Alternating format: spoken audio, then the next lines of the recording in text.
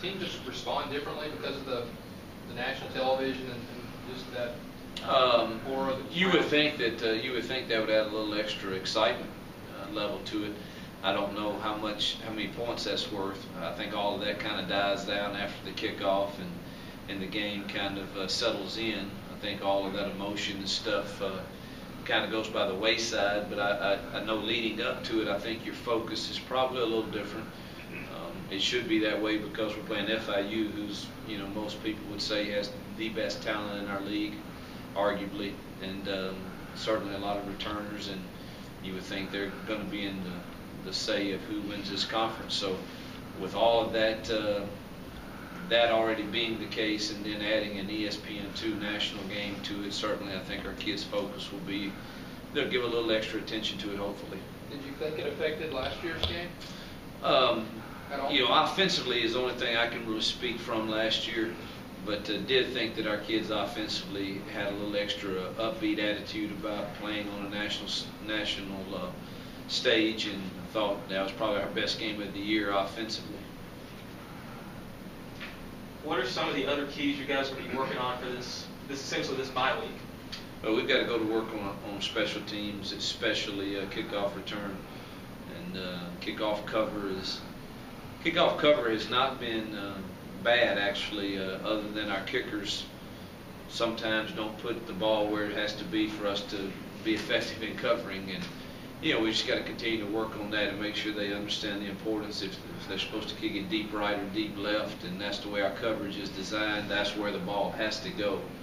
And kickoff return, I've got to get in and study and see if we need to make personnel changes on it or what the problems are. I haven't had a chance yet to get in and study it, but Coach Batoon and I and two other coaches are going to work extremely hard at trying to improve those teams.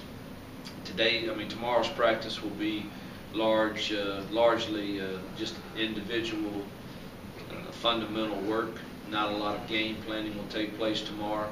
It'll be a lot of special teams / fundamentals and us getting back to a few basics, and we'll let some of the young kids scrimmage some tomorrow also. So we're going to get back to working on some fundamentals and also some extra special team work with this extra time. What's your impression of Hilton and just how dangerous a guy he can be, what he does? I think he's the best player in the conference. I think he's proven that over time. And it's not just a one-game deal.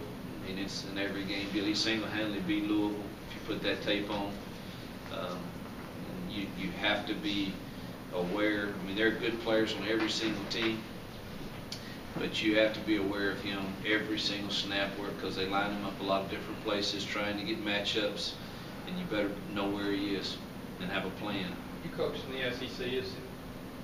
Is he a high major, NFL type player? Oh yeah. What's his ability? Yeah, I think it's no doubt he can play at any Division I school there is. Period.